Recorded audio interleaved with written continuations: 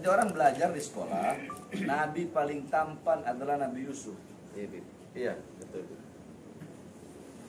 Kalau ente nanya, kebanyakan mungkin akan jawab seperti itu. Nabi paling tampan adalah Nabi Yusuf. Tapi kalau ente nanya ke anak, Nabi paling tampan, manusia paling tampan adalah Nabi Muhammad Sallallahu Alaihi Wasallam. Itu ulama mengibaratkan rembulan dibelah dua. Rembulan belah dua, setengah kan? Yang setengah dibelah dua lagi, berarti seperempat. Nah, seperempat itu Nabi Yusuf, seperempat umat Nabi Muhammad, setengahnya itu Nabi Muhammad.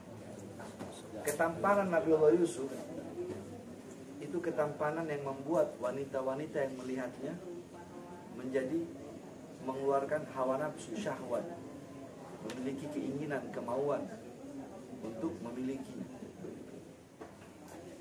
Ketampanan Nabi Muhammad beda. Ketampanan Nabi Muhammad membuat mata-mata tertunduk, tidak berani memandang wajah indah. Ketika Zulaiha mengundang para wanita-wanita Mesir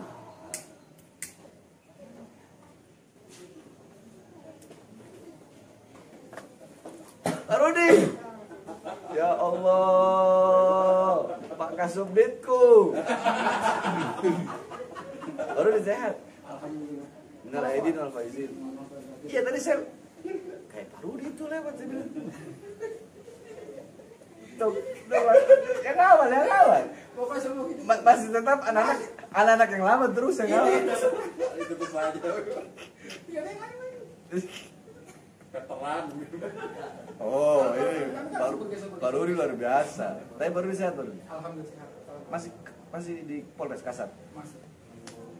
Sukses terus. Cepat jadi kombes. Saya baru nih. Amin.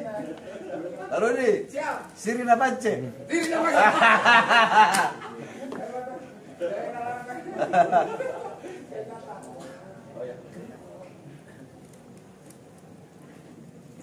Sampai mana tadi? Zulaiha mengundang. Ketika Zulaiha mengundang wanita-wanita petinggi Mesir yang menghinanya karena kegilaannya kepada Nabiullah Yusuf, diundanglah, disediakan pisau buah-buahan.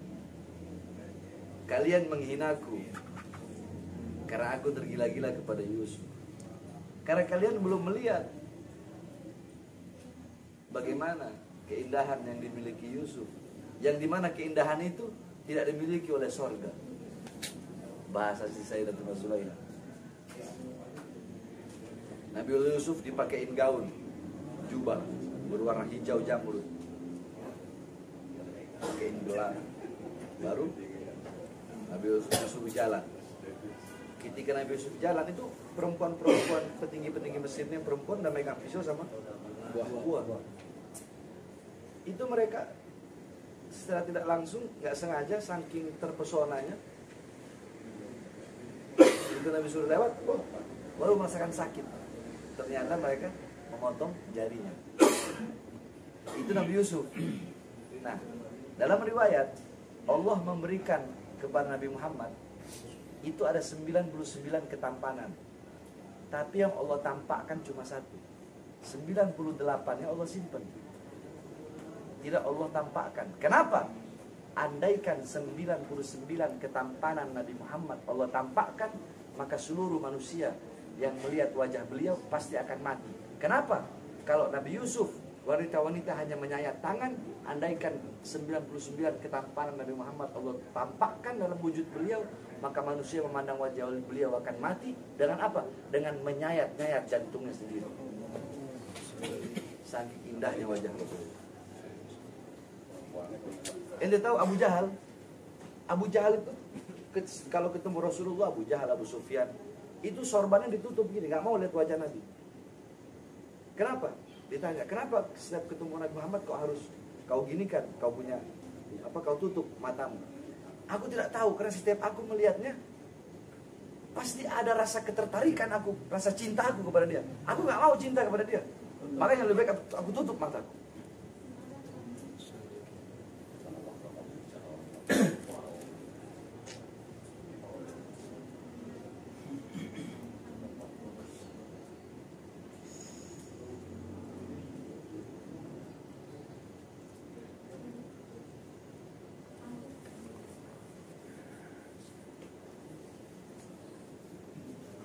Ya kan itu belajar waktu kecil kan, Nabi paling tampan, Nabi Yusuf, gitu kan? Iya, Bib.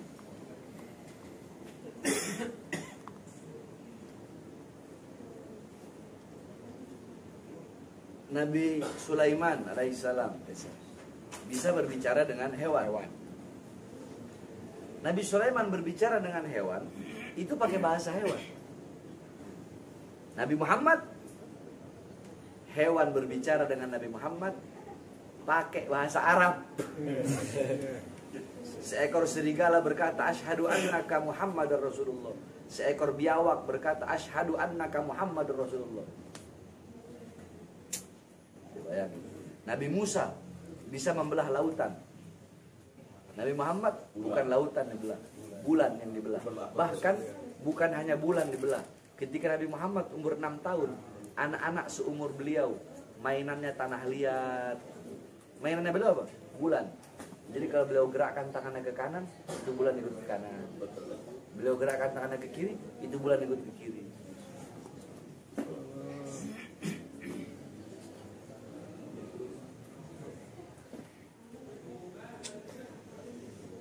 Gak usah Nabi Muhammad, kejauhan.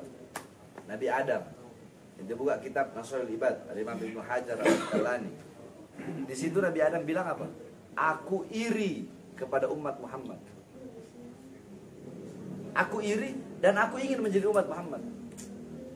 Kenapa? Karena Allah memberikan 4 kemuliaan kepada umat Muhammad, yang dimana 4 kemuliaan ini tidak Allah berikan kepadaku.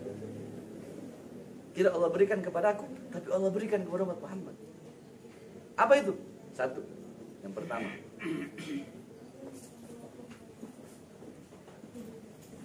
ketika aku berbuat salah,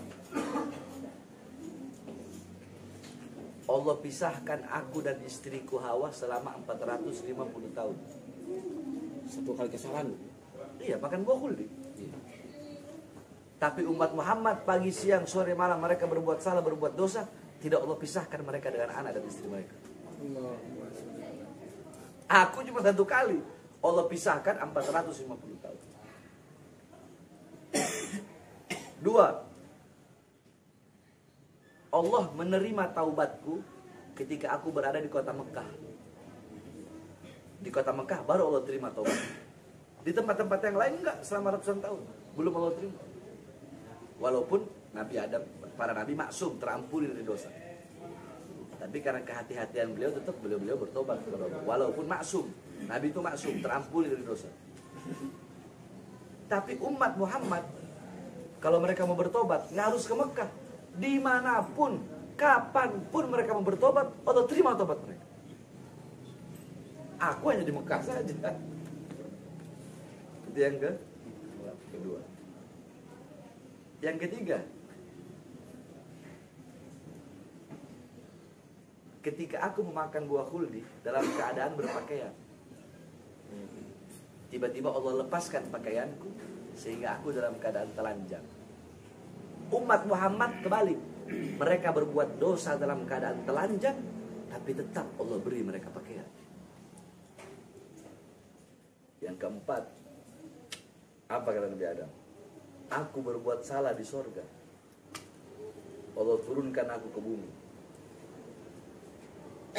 Nabi Adam Allah turunkan di India, di bawah kaki gunung Himalaya. Siti Hawa Allah turunkan di Jeddah. Iblis Allah turunkan di Basra, Irak. Aku berbuat salah di sorga, Allah keluarkan ke dunia, ke bumi. Umat Muhammad kebalik, mereka berbuat dosa di bumi, tapi kalau bertobat Allah masukkan ke surga. Aku berbuat salah di surga, Allah keluarkan ke bumi, Allah turunkan ke bumi. Umat Muhammad, kalau mereka berbuat dosa di bumi, Tapi kalau Allah terima tobatnya, Allah masukkan mereka ke surga. Aku iri kepada umat Muhammad dan aku ingin menjadi bagian daripada umat Muhammad.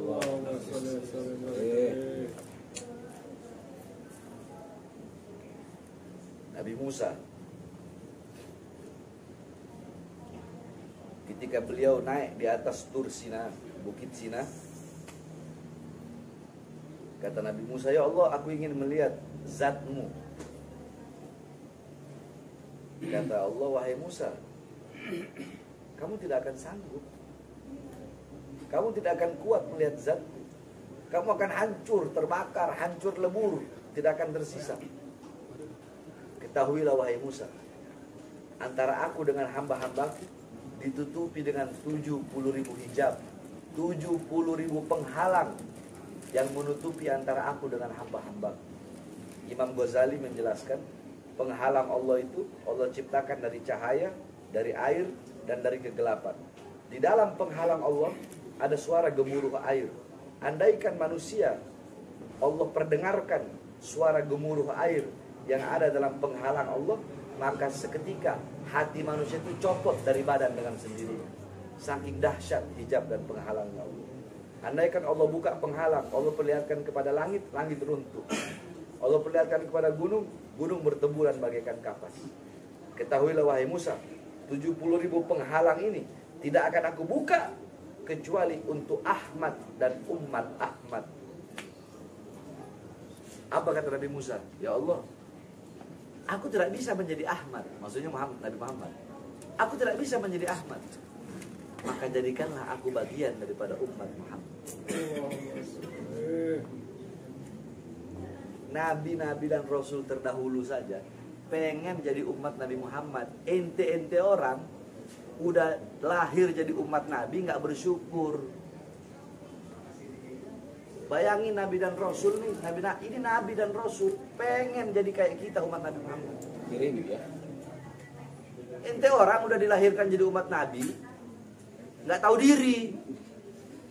Pagi, siang, sore, malam berbuat dosa, ngelacur, zina, narkoba, maling, ngerampok uang rakyat, maling uang rakyat, pejabatnya zolim, ulamanya cari muka sama pejabat, ulamanya ulama amplop, ulamanya ulama kera-kera bersorban, ulamanya ulama kontrak. Tahu ulama kontrak? Kalau mengundang ceramah harus ada kontrak dulu. Jual agama, jual ayat.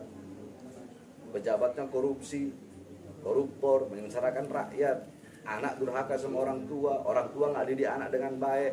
Istri durhaka kepada suami nggak didik istrinya dengan baik. Nggak bersyukur jadi umat Rasulullah. Ente tahu, Bani Israel kalau mereka melakukan dosa besar, tidak akan diampuni dosanya kecuali mereka harus loncat dari jurang yang tinggi sampai mati, baru diampuni dosanya. Kita umat Rasulullah, sebesar apapun dosa yang kita lakukan, ada yang lebih besar. Apa itu? Pintu pengampunan Allah SWT khusus untuk umat Nabi Muhammad. Cuma kitanya nggak tahu diri. Jadi umat Nabi nggak tahu diri. Ada lagi yang lebih nggak tahu diri. Ngaku umat Nabi, tapi menjarain cucu Nabi.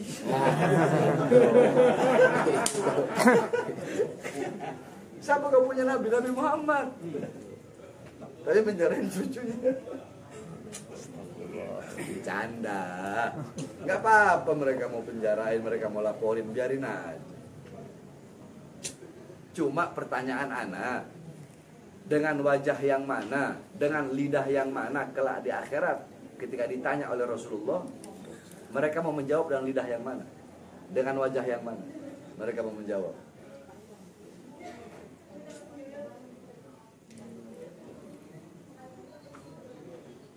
Udah pernah sering dengar kan cerita yang pendeta dan cerita ini? Ulang lagi itu pada lupa. Alah.